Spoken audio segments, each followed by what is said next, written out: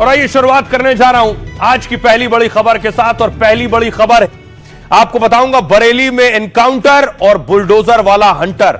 बरेली में लाठीचार्ज हुआ, पुलिस ने लाठीचार्ज किया और दावा किया कि दरअसल बड़ी साजिश थी बरेली में। कौन कर रहा था यह साजिश? दंगा भड़काने की, पुलिस को मारने की साजिश, और साजिश करने वालों पर अब पुलिस एक्शन ले रही है। अगली तस्वीर देखिए, एनकाउंटर हुआ है। दूसरी तस्वीर देख रहे हैं आप, बरेली में एनकाउंटर हुआ है। जो साजिश कर रहे थे, पुलिस पर गोली चला रहे थे, उनका एनकाउंटर हुआ है।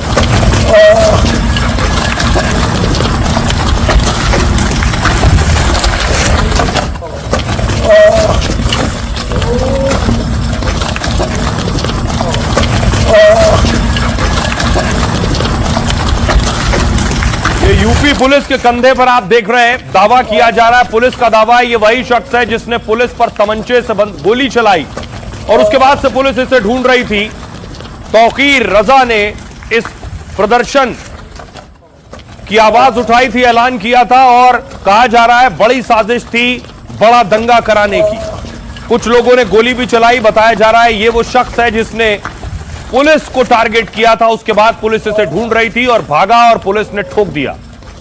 न सिर्फ एनकाउंटर हुआ बल्कि बरेली में बुलडोजर भी चला। आज पीला पंजा पहुंचा और अवैध निर्माण जो तौकीर रजा के करीबियों का था उस पर यह बुलडोजर चला।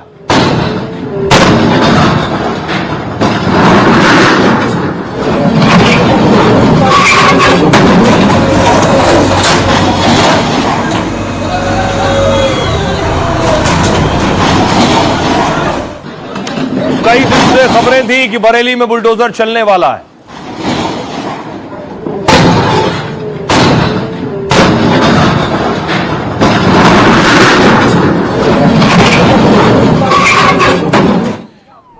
और दूसरी तस्वीर आप देख रहे हैं, उपद्रवियों पर शिकंजा हुआ है और तौकीर के करीबियों का अरेस्ट हुआ है।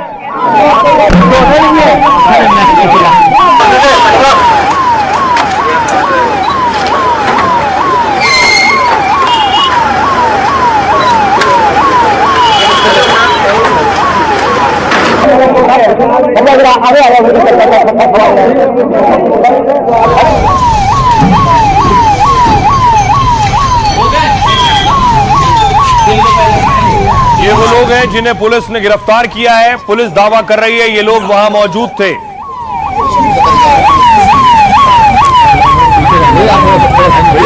और ये माहौल बना क्यों? तौकीर के इस तरह के बयान से लोगों को भड़काया। तौकीर के इस तरह के बयान ने तुम आओ, 24 तारीख को ये बात होगी, ये दिखाया जाएगा कि आज हम पूरे अंजामान के साथ आए हैं, हाथ में तिरंगा लेकर आए हैं, कानून अपने हाथ में नहीं लिया है, कानून के दायरे में आए हैं। लेकिन अगर हमारी बातें नहीं मानी गई तो 15 दिन के बाद फिर आएंगे और उस दिन तुम्हारी जिम्मेदारी होगी, उस दिन हम अपने तरीके से आएंगे। आप जयपुर से चलो तो दिल्ली तक जाम होना चाहिए। इस अंदाज में अगर निकलोगे तो तुम्हारी सुनी जाएगी। ये ऐसी तादाद में जो तुम दिखाओ कि हमारी तादाद को छुपाते हो। जिस दिन हम सड़कों पर आएंगे तो तुम्हारी रूह कांप जाएगी और तुम हमारी बात सुनने पर मजबूर हो जाओगे। और मैं कहता हूं तो मौलाना भूल गया कि शासन किसका है। लातों के भूत बातों से नहीं मानते। ये योगी की गाज और दंगाइयों के खिलाफ इलाज का अंदाज है। पूरा देश जिस योगी मॉडल की चर्चा करता है, बरेली में मौलाना तौकीर और कुछ लोग ये भूल गए थे। उन्होंने कानून से खिलवाड़ करने की हिमाकत की, बरेली में हिंसा और बवाल को हवा दे दी। अब बारी योगी के इंसाफ की थी। चुन चुन कर अब दंगाइयों और उपद्रवियों पर एक्शन हो रहा है। बाबा का बुलडोजर गरज रहा है और दंगे भड़काने के हर प्लान, हर साजिश को मिट्टी में मिला रहा है। और जो लोग कानून को हाथ में ले रहे थे, उनका ऐसा एनकाउंटर हो रहा है कि वो अपने पैरों पर चल भी नहीं पा रहे। अब देखिए बरेली में किसका एनकाउंटर हुआ है। ऐसा शक था कि पुलिस ये एक्शन लेगी। बरेली में बवाल करने वालों पर योगी का कड़ा एक्शन हो रहा है। पुलिस पर फायरिंग करने वाले एक बदमाश का एनकाउंटर हुआ। आरोपी ताजिम तमंचे से गोली चलाने के बाद फरार हो गया था। पुलिस ने बाकी आरोपियों की तरह उसे पकड़ने के लिए जाल बिछाया। खबर मिली कि ताजिम बाइक से जिला छोड़कर भागने की तैयारी में।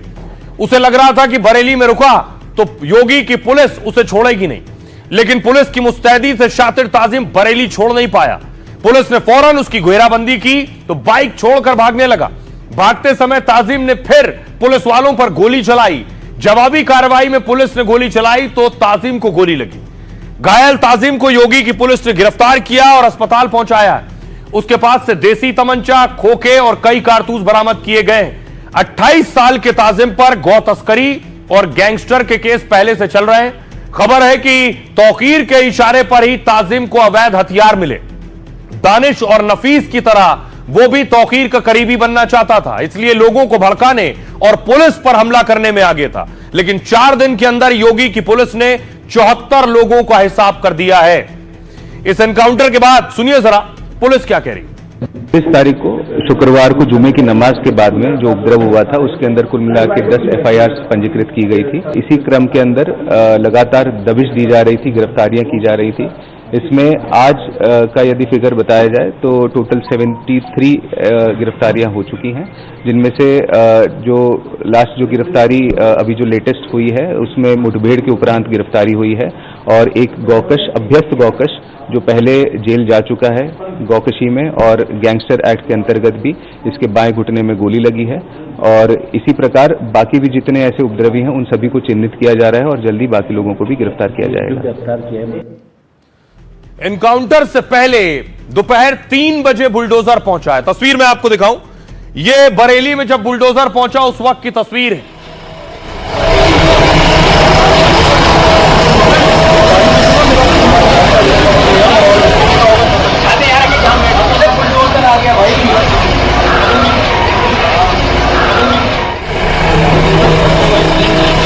बुलडोजर पहुंचा इसलिए कानून व्यवस्था की समस्या ना हो, पुलिस पहुंची।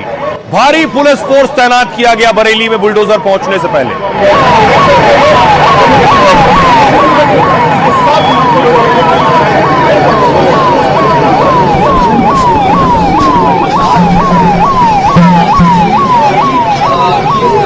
बुलडोजर कार्रवाई होने जा रही थी तो तौकीर का दामाद सामने आ गया।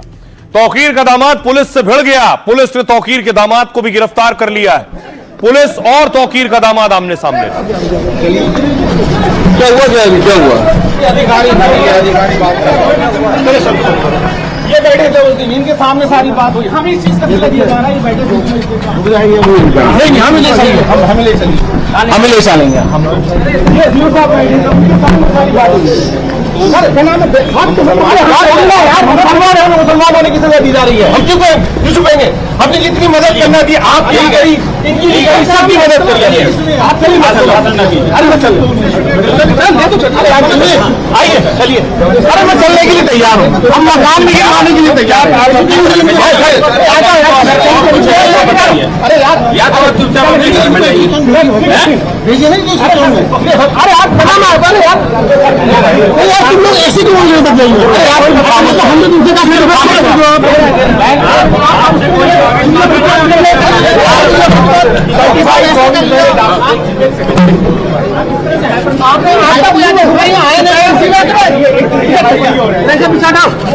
आप हिंदू मुसलमान की बात करोगे तो नहीं क्या? आपने नहीं करी, रिकॉर्ड करिए, सारे मुझे वालों ने रिकॉर्ड करिए। अरे बात तो बोलो भाई साहब,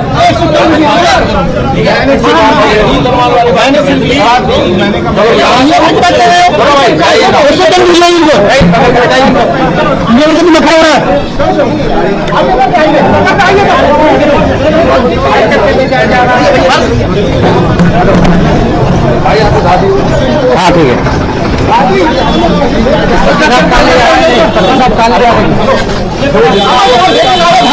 आप लोग कोई भी भेजा का नाम आप मदद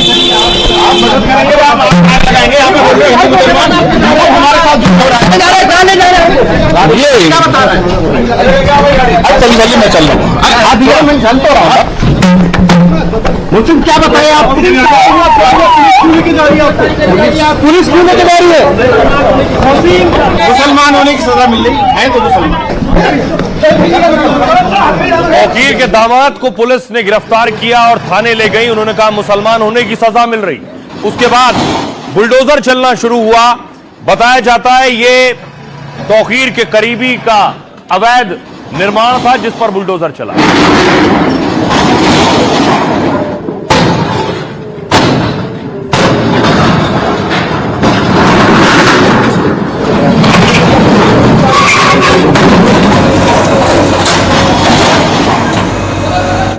और अब आपको बताऊं कि तौकीर के करीबी पर बुलडोजर चला है। न सिर्फ एक जगह एक्शन हुआ है, कई जगह कार्रवाई हुई है। बरेली में बवाल के बाद से बुलडोजर एक्शन की मांग हो रही थी और आज तौकीर के करीबियों पर बाबा का बुलडोजर चला। पहले बुलडोजर चला तौकीर के दामाद मोहसिन रजा की प्रॉपर्टी पर। मोहसिन और समर्थकों ने जैसे ही देखा कि बुलडोजर चलने वाला है, भारी हंगामा, नारेबाजी, पुलिस से धक्का मुक्की शुरू हुई। लेकिन नगर निगम की टीम बुलडोजर कार्रवाई की कड़ी तैयारी के साथ पहुंची थी। नगर निगम टीम 5 थानों की पुलिस और आरएएफ के साथ एक्शन की तैयारी में थी।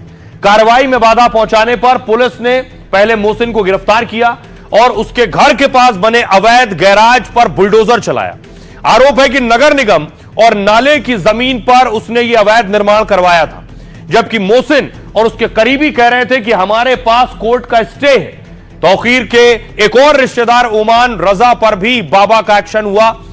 ओमान रजा सपा के पार्षद हैं और अवैध चार्जिंग स्टेशन बनाने का आरोप है। नगर निगम ने उनके अवैध चार्जिंग स्टेशन को बुलडोजर से ध्वस्त किया। पार्षद ओमान का एक और चार्जिंग स्टेशन बिजली चोरी से चलता पाया गया और इस पर फौरन बाबा के बुलडोजर की गाज गिर गई है। यह एक्शन हुआ है। आइए अब आपको सुनवाता हूं, सुनिए जरा क्या कुछ कह रहे हैं तौकीर रजा के दामाद और पुलिस।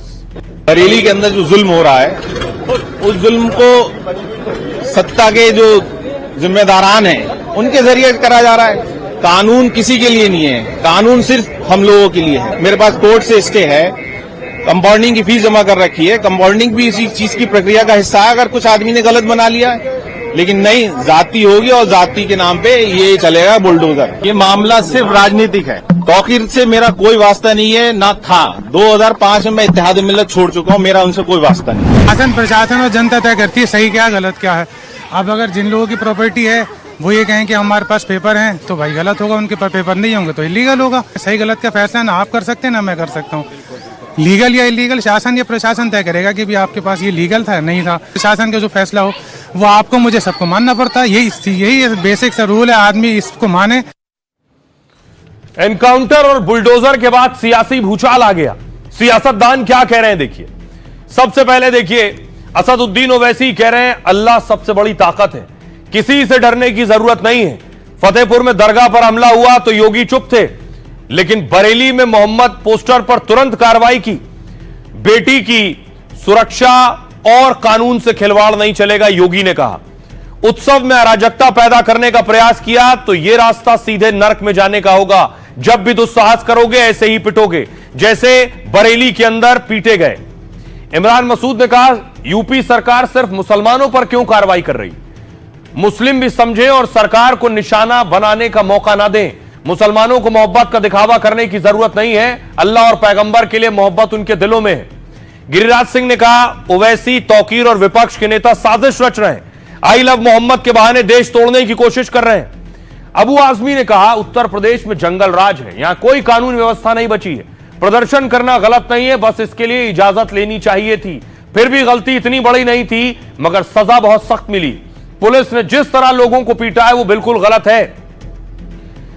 जेपीएस राठौर मंत्री है महाराष्ट्र के, वो कह रहे हैं किसी को भी कानून से ऊपर नहीं माना जाएगा। जो लोग बच्चों को भड़का कर उपद्रव करवा रहे हैं या निर्दोष लोगों पर पत्थर फेंक रहे हैं, उनके खिलाफ भी सख्त कानूनी कार्रवाई की जाएगी। दिग्विजय सिंह ने कहा मैं हिंदू हूं और राम कृष्ण शिव जी से प्यार करता हूं, अगर कोई आई लव मोहम्मद कहता है तो उसमें ऐतराज क्यों होना चाहिए। कैलाश विजयवर्गीय ने कहा दिग्विजय हमेशा आग में घी डालने का काम करते हैं, यह उनके कैरेक्टर में है और फिर उन्होंने यही किया है। सुनिए जरा सियासतदानों को वो क्या कह रहे हैं। हम मुसलमानों के लिए प्रॉफिट मोहम्मद सल्लल्लाहु अलैहि वसल्लम एक बहुत बड़ी चीज हमारे लिए है। अगर हम मुसलमान हैं तो उनकी वजह से, कि अगर कोई हिंसा करने का सोच रहा है या कर रहा है वो गलत है, वो नहीं होना चाहिए। एक तरफ ओवैसी, दूसरी तरफ तौकीर रजा, तीसरी तरफ इंडी गठबंधन, ये सबके सब भारत में क्या गृहयुद्ध करवाना चाहते हैं?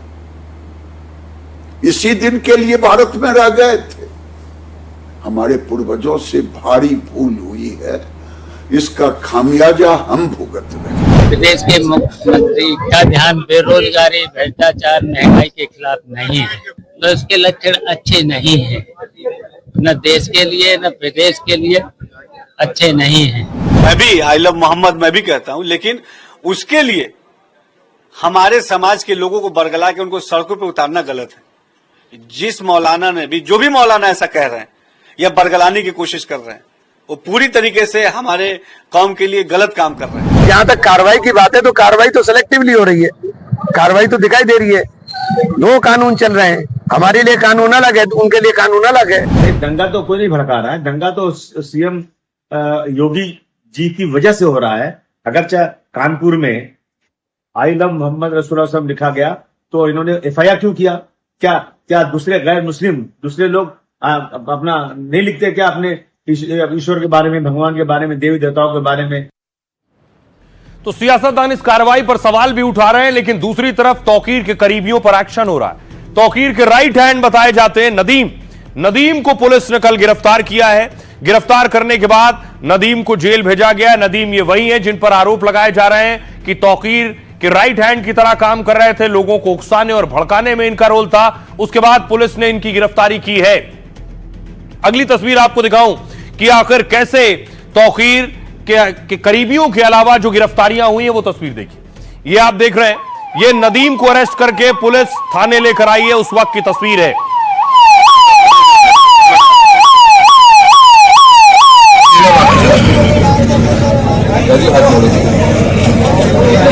हाथ जोड़ ली भैया।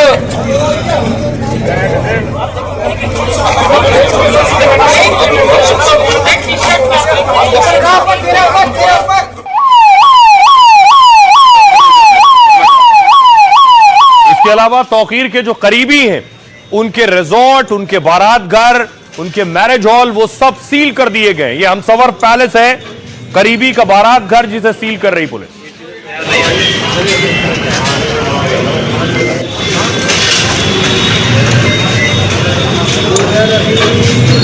तो तौकीर के बहुत से राजदार हैं जिनको अब तक पुलिस ने गिरफ्तार किया है। कौन कौन है देखिए। सबसे पहले तौकीर का राइट हैंड, हिंसा का मास्टरमाइंड माना जा रहा है, नदीम। गिरफ्तारी के बाद पहले नदीम खान की परेड कराई गई और अब नदीम खान की संपत्ति सील कर दी गई है। नदीम का हमसफर बारात घर सील कर दिया गया है। खबर है कि कुछ संपत्तियों पर बुलडोजर चल सकता है। अगला नाम है नफीस का। तौकीर के करीबी ने पुलिस का हाथ काटने की धमकी दी थी। नफीस पर कड़ी कार्रवाई हुई है। 74 दुकानें इनकी सील कर दी गई हैं। नफीस किसी भी वक्त गिरफ्तार किए जा सकते हैं। फिलहाल उसके बेटे को हिरासत में लेकर पूछताछ हो रही है। तो कहने लगा तौकीर से अब कोई वास्ता नहीं हमारा। अगला नाम है मोहसिन रजा। तौकीर के दामाद मोहसिन की गिरफ्तारी हुई तो कहने लगा तौकीर से अब कोई वास्ता नहीं है। 20 साल पहले तौकीर की पार्टी आईएमसी छोड़ दी थी, लेकिन मोहसिन ने तौकीर के रसूख का फायदा उठाया है। कई अवैध इमारत और रिजॉर्ट भी बनाए। मोहसिन के रिजॉर्ट को प्रशासन ने सील कर दिया है।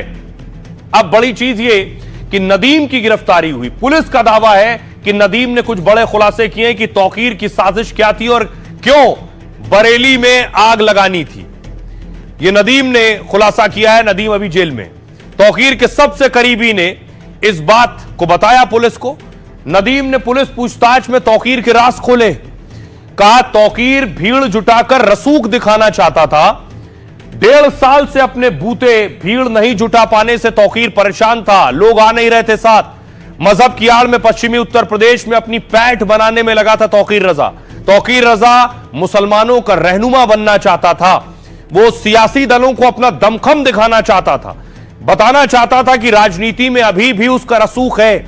यूपी विधानसभा चुनाव से पहले अपनी ताकत दिखाना उसका मकसद था। इसी चक्कर में तौकीर ने बरेली में बवाल की साजिश रची थी और यह साजिश रचना उसे महंगा पड़ गया। सुनिए सियासतदानों को। को जो घटनाक्रम हुआ था उसके पश्चात कई लोग चिन्हित हुए थे वीडियो और फोटोज के आधार पर जिन पे कार्रवाई की गई। इस मौलाना तौकीर के साथ साथ बहुत सारे तौकीर के एसोसिएट्स जो हैं वो जेल गए हैं एविडेंस के आधार पर। इसी क्रम में जो फोटो और वीडियोज प्राप्त हुए थे उसमें ये भी पाया गया कि इसमें बाहर के भी काफी लोग शामिल थे।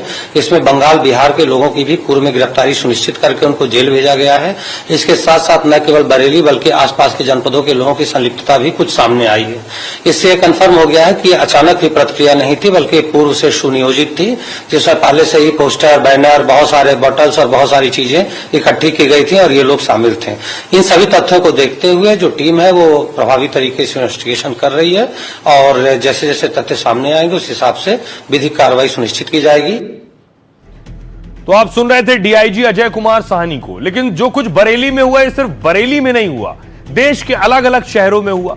अगली तस्वीर मैं आपको दिखाऊं, ये आप देख रहे हैं, कल मैंने आपको दिखाया था महाराष्ट्र के अहिल्या नगर में आई लव मोहम्मद लिखा गया। ये साजिशन था, भड़काने के मकसद से लिखा गया। अगली तस्वीर देखिए हुआ क्या। उसके बाद लोग पहुंच गए और धरना देने लगे और सर तन से जुदा के नारे लगाने लगे पुलिस के सामने।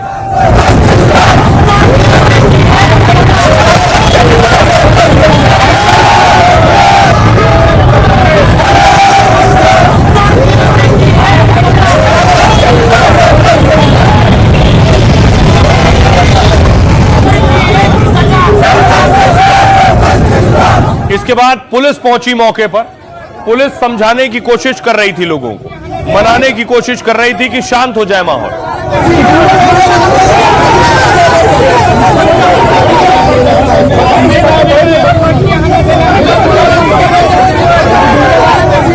उसके बाद देखिए, लेकिन पुलिस के समझाने से बात नहीं बनी। पुलिस वहां मौके पर पहुंची और बहस शुरू हो गई। उसके बाद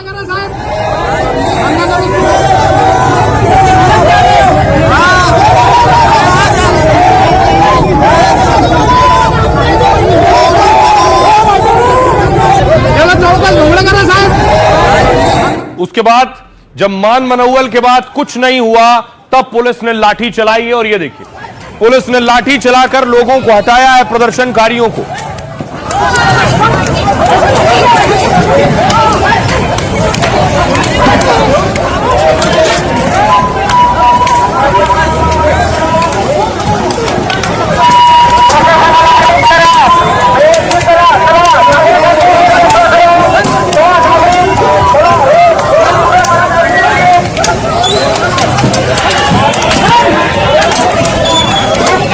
और उसके बाद इस मामले में कई गिरफ्तारियां हुई हैं।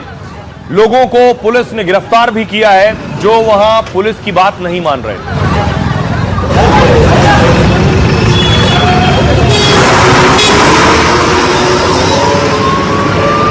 और उसके बाद माहौल शांत करने के लिए पुलिस ने पेट्रोलिंग की है, बाकायदा मार्च किया है अहिल्या नगर में कि कोई और कानून व्यवस्था खराब ना करने पाए।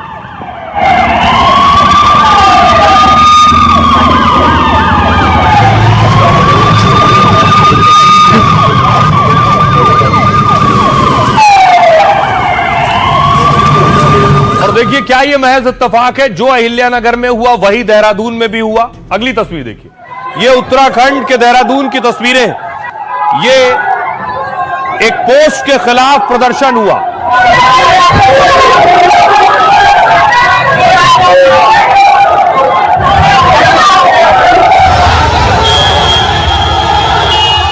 उसके बाद देखिए, लोगों ने पुलिस स्टेशन यानी थाने का घेराव कर लिया। पूरा थाना घेर लिया पुलिस थाने के अंदर।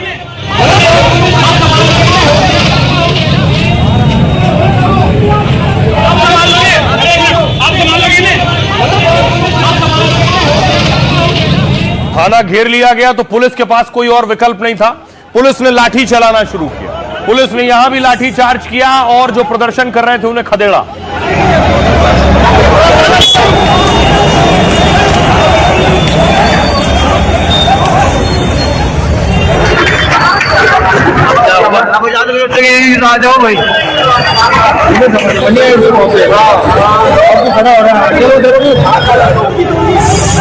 फिर देहरादून में माहौल शांत कराया गया। पुलिस को लग रहा है क्या जानबूझकर शहर शहर ये साजिश हो रही है, जानबूझकर लोगों को भड़काया जा रहा है, उकसाया जा रहा है, लोग सड़क पर आ रहे हैं। अगर कोई सांप्रदायिक माहौल खराब करने का प्रयास करेगा तो उसके खिलाफ कठोर कानूनी कार्रवाई की। तो आइए अब आपको बताऊं क्यों शहर शहर ये बवाल हो रहा है। दरअसल आपत्तिजनक पोस्ट करने वाले को उत्तराखंड में हिरासत में ले लिया। एक भड़काऊ पोस्ट किया गया था। मुसलमानों पर आपत्तिजनक टिप्पणी करने के आरोप में कार्रवाई हुई। मूल रूप से हरदोई का रहने वाला आरोपी युवक है गुलशन। गुलशन पर सांप्रदायिक सौहार्द बिगाड़ने की कोशिश का आरोप था। गुलशन ने फेसबुक पेज पर एक स्क्रीनशॉट पोस्ट किया। आपत्तिजनक टिप्पणी के बाद सड़कों पर मुस्लिम समुदाय के लोग उतरे। सीएम ने अराजक तत्वों को सख्त कार्रवाई की चेतावनी दी। देखिए महाराष्ट्र में क्या हुआ। पुलिस ने 30 लोगों को यहां गिरफ्तार किया। पुलिस के मुताबिक आरोपियों में 3 नाबालिग भी शामिल हैं। सड़क पर आई लव मोहम्मद लिखने वाले को भी पकड़ लिया गया है। सोमवार को मुस्लिम संगठनों ने भारी विरोध प्रदर्शन किया। शहर के कई इलाकों में पथराव और लाठीचार्ज किया गया। मुख्यमंत्री ने उपद्रवियों को कड़े एक्शन की चेतावनी दी। फडणवीस ने कहा पता करेंगे ध्रुवीकरण की साजिश दरअसल कौन कर रहा है। आइए आपको सुनवाता हूं, सुनिए जरा दोनों राज्यों के मुख्यमंत्रियों को सुनिए। लगाव है तो क्या उसके नाम की तख्ती उठा के घूमने का अधिकार आपको किसने दे दिया? अगर आप उस किसी का सम्मान करते हैं, प्यार करते हैं, तो उसका सम्मान भी तभी है जब वो आपके आचरण में दिखे, न कि उन्माद के रूप में दिखे, दंगे के रूप में दिखे या धार्मिक कट्टरता के रूप में दिखे। यहां पर इस प्रकार की अराजकता बिल्कुल भी इस भूमि में बर्दाश्त नहीं की जाएगी और ऐसे तत्वों के खिलाफ कठोर कार्रवाई की जाएगी। एक प्रकार से ये भी देखना पड़ेगा कि क्या इसके पीछे कोई साजिश है, क्या कोई यहाँ पर जो हमारा सामाजिक ताना बाना है उसको एक प्रकार से उधेड़ने का प्रयास कोई कर रहा है क्या, इसको भी ध्यान में लेना पड़ेगा। जिस प्रकार से पोलराइजेशन का प्रयास लोकसभा के समय महाराष्ट्र में हुआ था कि उसी प्रकार से कोई कुछ कर रहा है, इसको भी देखना पड़ेगा। सभी को अपने अपने धर्म का अवलंब करने का पूरा अधिकार है, लेकिन इस प्रकार से लोगों के बीच तनाव पैदा हो, इस प्रकार से अगर कोई कर रहा है तो योग्य नहीं।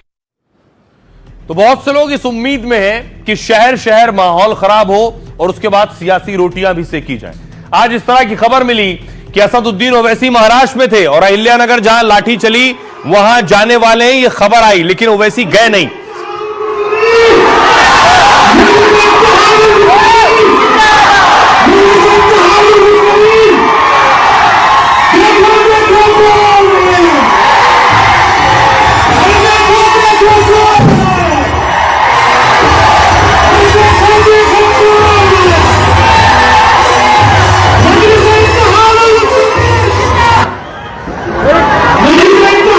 तो ओवैसी पहुंचे तो नारे लग रहे थे शेर आए। अब देखिए इस पर मुस्लिम धर्मगुरु और संस्थाएं क्या कह रही हैं। मुस्लिम पर्सनल लॉ बोर्ड कह रहा है तौकीर और अन्य की गिरफ्तारी की वो निंदा करते हैं। बरेली हिंसा के बाद योगी के बयान धमकी भरे हैं और पुलिस का रवैया प्रतिशोध से भरा है, ये मुस्लिम पर्सनल लॉ बोर्ड कह रहा है।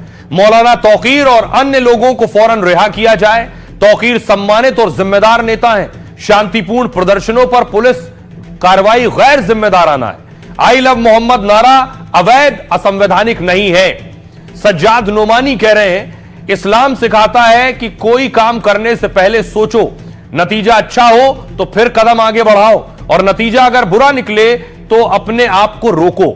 हमें किसी को चिढ़ाने और उकसाने के लिए आई लव मोहम्मद कहने की कोई जरूरत नहीं है। मुल्क का एजेंडा हिंदू मुस्लिम नफरत से हटकर महंगाई, बेरोजगारी, औरतों की सुरक्षा पर मुड़ रहा था, लेकिन कुछ लोग नहीं चाहते कि यह एजेंडा फिर से वापस आए।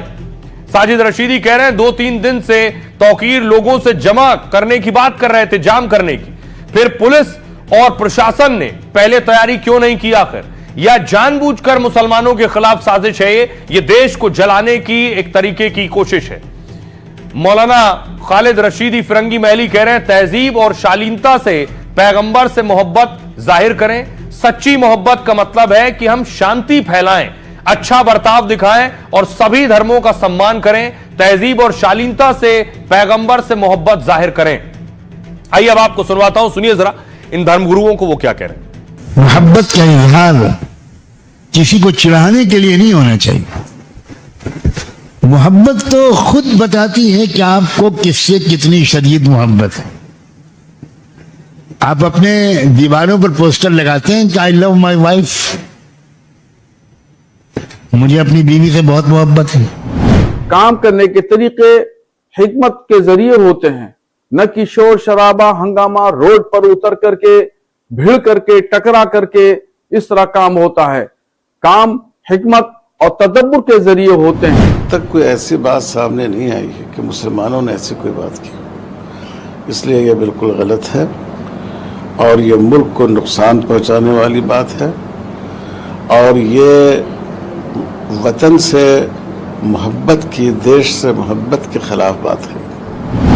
हर व्यक्ति अपने धर्म में अपने ईश्वर से प्रेम करता है और इसमें कहीं भी किसी भी प्रकार की कोई बुराई नहीं है, परंतु इसका राजनीतिकरण होना और दूसरा इस चीज को लेके प्रदर्शन करना और अराजकता का माहौल बनाना ये निश्चित ही बहुत गलत है।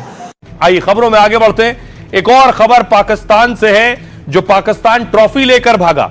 नकवी ट्रॉफी देना नहीं चाहते हैं। दरअसल नकवी पर आरोप लगा कि वो ट्रॉफी लेकर भागे, एशिया कप की ट्रॉफी। अगली तस्वीर देखिए। उसके बाद नकवी का मजाक बना कि नकवी इस तरह से ट्रॉफी लेकर भाग खड़े हुए दुबई के ग्राउंड से और अब ट्रॉफी देना नहीं चाहते। लेकिन अब मीटिंग हुई, बाकायदा उस मीटिंग में नकवी भी थे, लेकिन नकवी ने मीटिंग में क्या कहा यह आपको बताऊं कि नकवी इस मीटिंग में मौजूद थे और मीटिंग में नकवी पहुंचे, लेकिन नकवी ने शर्त रख दी। नकवी ये कह रहे हैं कि अगर मैं ट्रॉफी एक शर्त पर लौटाऊंगा, वो शर्त यह है कि भारत फिर से एक फॉर्मल इवेंट करे, एक सेरेमनी करे, समारोह करे, उस समारोह में मुझे बुलाया जाए और उस समारोह में ही मैं ये ट्रॉफी वापस लौटाऊंगा, यानी दूंगा वरना नहीं दूंगा। नकवी ने शर्त रख दी है और भारत ये शर्त मानने को तैयार नहीं है। आइए खबरों में आगे बढ़ते हैं। आज की एक और बड़ी खबर है, एक बाबा 3 मिस मैनेजर। हुआ क्या, बाबा गिरफ्तार किया जा चुका है। बाबा पुलिस की रिमांड में है, 5 दिन से पुलिस पूछताछ कर रही है। अगली तस्वीर में आपको दिखाऊं, बाबा के आश्रम के अंदर की तस्वीर आई है, पहली बार ये देख रहे हैं। यह है बाबा का आलीशान आश्रम।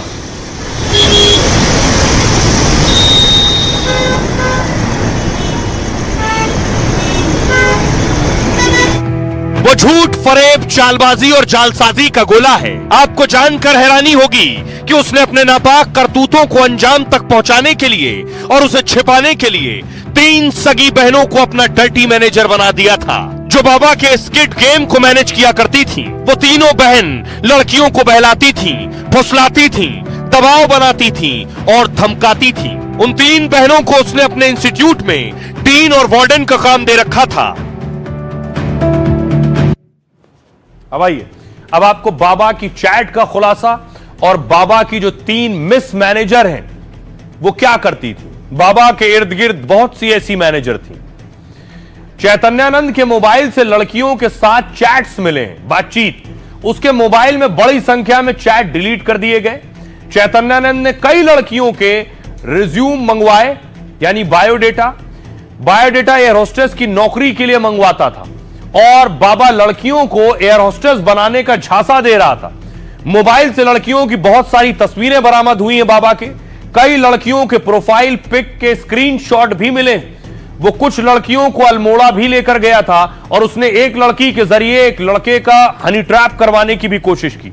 चैतन्यानंद ने एक लड़की को लगातार मैसेज किए, लिखा बेबी आई लव यू। उस लड़की ने बाबा को ब्लॉक कर दिया था।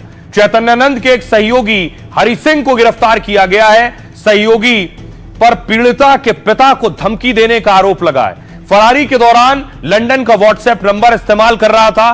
3 सगी बहनों को इंस्टीट्यूट में पद दिया है। बाबा की 3 मैनेजर कौन थी? Warden female manager. एक बहन डीन रही, बाकी की 2 बहनें वार्डन थी। तीनों बहन बाबा के लिए खास काम करती थी। वो बहनें लड़कियों पर बाबा की बातें मानने का दबाव डालती थीं। लड़कियों को बहलाने फुसलाने का काम इन्हीं बहनों का था और लड़कियों के चैट डिलीट करवाना भी इन्हीं बहनों का काम था। वो तीनों लड़कियों को धमकियां भी दिया करती थी और एक बहन की अश्लील तस्वीर बाबा के मोबाइल से बरामद की गई है। तस्वीर रात के वक्त की है और बाबा के कमरे की है, यानी इनकी तस्वीरें भी बरामद हुई। अब आपको सुनवाने जा रहा हूं। अब तक बहुत से लोग डरे थे, रसूख की वजह से बाबा के खामोश थे। अब बाबा से जुड़े सारे खुलासे हो रहे हैं, तो एक एक कर पीड़ित, उनके रिश्तेदार भी सामने आ रहे हैं। सुनिए एक पीड़ित। सर मैं लास्ट ईयर गई थी अक्टूबर में जी। अक्टूबर के मंथ में फिर बाबा जी ने बोला कि मैं आईपीएस को ट्रेनिंग करवाता हूँ। अच्छा, मतलब मेरा इतना है कि मैं आईपीएस को ट्रेनिंग करवाता हूँ, जो किसी भी न्यूज चैनल पे अभी तक ये बात मतलब हुई नहीं है कि बाबा ये सब भी करते हैं। सर मैंने एडमिशन नहीं लिया क्योंकि वो आपको इतना सोचने का टाइम नहीं देते हैं। वो ये बोलते हैं आप तुरंत बताइए कि आपको जाना है कि नहीं। अच्छा। उसी दिन पूछेंगे, उसी दिन बोलेंगे कि आपका एडमिशन कंफर्म कर दे। तो इनकी पूरी टीम है जो कि ये आश्रम में हो सकता है और भी लोग होंगे इसमें इन्वॉल्व, क्योंकि ये सब लोग साथ में ही रहते हैं और ये इस तरीके से इन्फ्लुएंस करते हैं कि सामने वाला बिल्कुल कन्विंस हो जाएगा। तो आपने एडमिशन नहीं लिया था फाइनली? नहीं। तो आपको लगता है कि आप बाबा के ट्रैप में आने से बच गए? हाँ जी। और इस बीच बड़ी खबर आपको बता दें, बाबा के चैट सामने आ गए। बाबा के चैट सामने आ गए, वो चैट जिनका अब तक दावा किया जा रहा था, जिन्हें यकीन नहीं था, उनके लिए भी है एनडीटीवी के एक्सक्लूसिव चैट जो मैं आपको दिखाने जा रहा हूं। देखिए जरा बाबा लड़कियों से किस तरह के चैट कर रहा था। ये देखिए बाबा का चैट आ गया है। बाबा ने लिखा है स्वीटी बेबी डॉटर, उसके बाद बेबी वेयर आर यू करके बाबा लिख रहा है चैट में। फ्राइडे को लिख रहा है good morning baby, full screen लीजिए जरा उसे। वेयर आर यू लिख रहा है, उसके बाद why are you angry with me. देखिए जरा ये बाबा के सारे चैट सामने आ गए हैं। लड़कियों को कर रहा है जिसमें स्वीट बेबी कह रहा है। ये देखिए इसमें लिख रहा है बेबी, और कई बार बेबी करके उसने स्टूडेंट्स को, वो जो पढ़ने आ रही थी उन्हें ये सब मैसेज किए, baby duty done question mark, good evening और वाओ यस बेबी, यानी बेबी कह के बात कर रहा था लड़कियों से। जो बात अब तक कही जा रही थी, सबूत सामने नहीं था, वो सबूत भी सामने आ गया है। बाबा के ये चैट हिला देने वाले हैं कि बाबा पर जो आरोप लड़कियां लगा रही हैं वो बिल्कुल सही है। इन चैट से भी ये साबित हो रहा है। इस तरह के दर्जनों चैट हैं जो अब पुलिस के हाथ लग चुके हैं और पुलिस अब बाबा से पूछताछ कर रही है, और ये चैट बाबा के खिलाफ बहुत मजबूत सबूत के तौर पर भी कोर्ट में सामने रखे जाएंगे। आइए अब आपको बताऊं बाबा के डर्टी पैतरे क्या है। बाबा क्या कह रहा है। जब पुलिस पहुंची तो बाबा ने क्या किया, केस होने के बाद भी कॉन्फिडेंट था चैतन्यानंद। जब इस पर केस हुआ, इसने कहा मैं अभी एक जज को फोन करता हूं, यानी धमकी दे रहा था जज को भी फोन लगा दूंगा, उसे भी जानता हूं। चैतन्यानंद ने कहा मेरा कुछ भी नहीं होगा। बाबा ने कुछ लड़कियों को भरोसा भी दिलाया इस दौरान। खुद को बड़े सरकारी अधिकारियों का करीबी बताता था ये, और चैतन्यानंद जांच में सहयोग नहीं कर रहा है। पूछताछ में लगातार झूठ बोल रहा है पुलिस के सामने। प्रश्नों का उत्तर तभी देता है जब सबूत इसे दिखाए जाते हैं, यानी इस तरह के चैट जब सामने रखे जाते हैं तो मानता है हां मैंने किया। पुलिस को गुमराह करने की भी कोशिश कर रहा है लगातार, और उसे अपने किए पर कोई पछतावा नहीं है। लेकिन बाबा अब पूरी तरह से शिकंजे में आ चुका है। आइए खबरों में आगे बढ़ते हैं। अब आपको लिए चलता हूं बिहार की सियासत में क्या हलचल है। एनडीए में एक और भोजपुरी स्टार आ गया है। 3 भोजपुरी स्टार जो एनडीए में है, जिन्हें आप पहले से जानते हैं, रवि किशन, मनोज तिवारी और निरहुआ। तो देखिए चौथा कौन है, अगली तस्वीर में आपको दिखाऊं। भोजपुरी एक्टर गायक पवन सिंह। पवन सिंह की क्या एनडीए में एंट्री हो गई, अगली तस्वीर देखिए। तस्वीरें कुछ ऐसा कह रही हैं। आज पवन सिंह पहुंचे गृह मंत्री अमित शाह से मिलने के लिए, उनसे मुलाकात की, उनसे बातचीत की। ठीक बिहार चुनाव से पहले पवन सिंह मिलने पहुंचे थे। अगली तस्वीर में आपको दिखाऊं, पवन सिंह उसके बाद बीजेपी अध्यक्ष जेपी नड्डा से भी मिलने पहुंचे और उनसे भी लंबी मुलाकात की। लेकिन इससे पहले पवन सिंह देखिए कहां पहुंचे, ये आप देख रहे हैं, उपेंद्र कुशवाहा से मिलने। एनडीए गठबंधन में सहयोगी है, उनसे मिले पवन सिंह, और न सिर्फ मिले बल्कि पांव भी छुए उपेंद्र कुशवाहा के।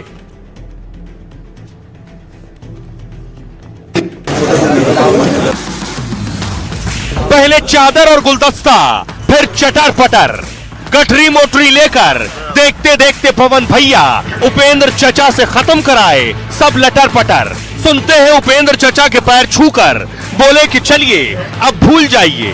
उपेंद्र चचा भी बोल दिए कि जाइए उधर मिल आइए, तो झाड़ के मिल आए, चादर वादर उड़ाए। अरे हम अलग हुए ही कहां थे, हम साथ हैं। विधानसभा चुनाव लड़ेंगे। अब सब समय बताइए। 24 में आसनसोल से काराकाट के चक्कर में भागे, 25 में फिर से जागे। कभी लगवाया था लिपस्टिक और हिलाया था आरा डिस्ट्रिक्ट। एक बार फिर आरा की बात है, बड़ी बड़ी उम्मीदों के साथ तरहुआ लोगन। बिहार में चुनाव बा और पवन बाबू के खूब मजा आ रहल बा।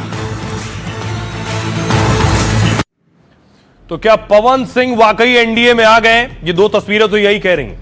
भोजपुरी सुपरस्टार पवन सिंह राज्यसभा जा सकते हैं। आज बीजेपी के दिग्गज नेताओं ने पवन सिंह से मुलाकात की। उपेंद्र कुशवाहा से मिलकर पवन सिंह के माफी मांगने की भी खबरें आई हैं। दरअसल 2024 लोकसभा चुनाव में कुशवाहा के खिलाफ पवन सिंह चुनाव लड़ गए।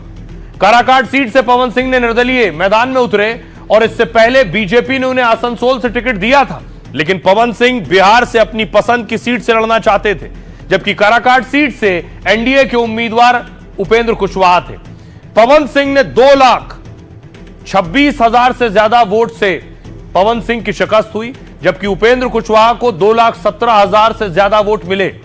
इस वजह से सीपीआई उम्मीदवार राजाराम इस सीट से चुनाव जीत गए और तब कुशवाहा की हार की वजह पवन सिंह को माना गया। अब पवन सिंह ने कुशवाहा से मिलकर गले मिले और गिले शिकवे दूर किए। पवन सिंह कुशवाहा की पार्टी आरएलएमएल में शामिल हो सकते हैं। उपेंद्र कुशवाहा की पार्टी में पवन सिंह को 2 सीटें दी जाएंगी, खबर है। साथ ही पार्टी की ओर से राज्यसभा में भेजने का भी वादा किया गया है। पवन की एंट्री से एनडीए को कई जिलों में फायदा हो सकता है। काराकाट, रोहतास, कैमूर, भोजपुर जिले की सीटों पर असर होगा। पवन सिंह राजपूत और युवा वोटरों को जोड़ने का काम कर सकते हैं। पवन सिंह आरएलएम में एंट्री से राजपूत कुशवाहा वोट पर असर पड़ेगा। भोजपुरी भाषी इलाकों में पवन सिंह का जबरदस्त प्रभाव भी है और उनके एनडीए में आने से कम 50 सीटों पर प्रभाव पड़ सकता है। अब आपको बताऊं, पवन सिंह का तारुफ, जो लोग भोजपुरी पिक्चर देखते सुनते हैं वो पवन सिंह को जानते हैं। भोजपुरी स्टार पवन सिंह गायक और अभिनेता हैं। बिहार के आरा में पवन सिंह का जन्म हुआ था। पवन सिंह को उनके गाने और एक्टिंग के लिए कई अवार्ड भी मिल चुके हैं। कई सुपरहिट भोजपुरी फिल्मों में पवन सिंह ने काम किया है। अंतर्राष्ट्रीय भोजपुरी फिल्म अवार्ड में कई पुरस्कार जीते हैं। 1997 में पवन सिंह ने अपना पहला एल्बम लॉन्च किया था। लॉलीपॉप लागेलू गाने ने पवन सिंह को रातों रात स्टार बना दिया। पवन सिंह के चाचा अजीत सिंह एक भोजपुरी गायक हैं। पवन सिंह ने अपने चाचा से गायन सीखा और उनकी फिल्मों और गीतों की लोकप्रियता गांव-गांव तक है। पवन सिंह का सबसे बड़ा प्रशंसक वर्ग युवा है। 18 से 35 साल के बीच के मतदाता पवन सिंह के दीवाने। मिलने और मुलाकात करने के बाद सुनिए पवन सिंह ने क्या कहा। अरे हम अलग हुए ही कहा थे, हम साथ हैं। विधानसभा चुनाव लड़ेंगे। विधानसभा समय बताइए। पवन जी बीजेपी में है, बीजेपी में रहेंगे। आदरणीय उपेंद्र कुशवाहा जी ने उनको शुभकामनाएं आशीर्वाद दिया है और आने वाले चुनाव में एनडीए के लिए पवन जी सक्रियता से काम करेंगे बीजेपी के कार्यकर्ता के नाते। पवन सिंह जो है कभी लखनऊ में हमारे पैर पे गिरे हुए थे, हमारे पैर पे गिरे हुए थे पवन सिंह, और फिर दोबारा चले गए किसी और के पैर में गिर रहे हैं। तो लगातार किसी न किसी के पैर में गिरिए रहे हैं। इनको समझ में अभी नहीं आ रहा, इनकी बुद्धि और विवेक काम नहीं कर रहा है। अभी क्या करेंगे नहीं करेंगे वो जानेंगे। पवन सिंह जी क्या करेंगे नहीं करेंगे। वो कलाकार हैं, उनको कलाकारी करना चाहिए अपना। कहाँ वो चुनाव में पड़ रहे हैं। देखिए, वो ऑलरेडी गठबंधन का हिस्सा थे ही और यकीनन चुनाव के दौरान जिस तरीके से उन्होंने निर्दलीय चुनाव लड़ा, इस बात को लेकर गठबंधन के भीतर चिंताएं उत्पन्न हुई थी। बट और सबसे ज़्यादा इसका नुकसान हुआ तो आदरणीय उपेंद्र कुशवाहा जी को ही हुआ था। बट आज मुझे लगता है कि दोनों के बीच जब ये मुलाकात हो गई है तो जितने मनमुटाव होंगे उसको भी दूर कर लिया गया होगा। तो बिहार की सियासत में चारों तरफ सरगर्मी और हलचल देखने को मिल रही है। आइए अब आपके लिए लाइफ का फंडा। नवरात्रि के 8वें दिन मां महागौरी की पूजा की जाती है। माता का यह स्वरूप जिंदगी में अहम फंडा भी देता है। महागौरी सफेद रंग का वस्त्र धारण करती हैं। सफेद रंग और शांत स्वरूप संदेश देता है कि सच्ची शक्ति सिर्फ ताकत में नहीं है बल्कि धैर्य और संतुलन में भी छिपी होती है। नवरात्र के 8वें दिन बहुत से भक्त उपवास रखते हैं, व्रत, साधना, आत्मनियंत्रण और मानसिक शक्ति का अभ्यास कराते हैं, जो अंदर से हमारी हिम्मत और आंतरिक बल बढ़ाने का आधार है। माता की 4 भुजाओं में डमरू, त्रिशूल, अभय और वर मुद्रा है, जो ताकत, संतुलन और आशीर्वाद का प्रतीक है। महागौरी के असुरों पर विजय की कहानी में भी फंडा छिपा है। हमें केवल बाहरी दुश्मनों से नहीं लड़ना है, बल्कि अपने अंदर के डर, अज्ञान और नकारात्मक विचारों पर भी जीत हासिल करनी है। तो जहां से जो अच्छा मिले उसे हासिल करिए, अपनाइए। अपना और अपनों का बहुत बहुत ख्याल रखिए। रुकना एक छोटे से ब्रेक के लिए।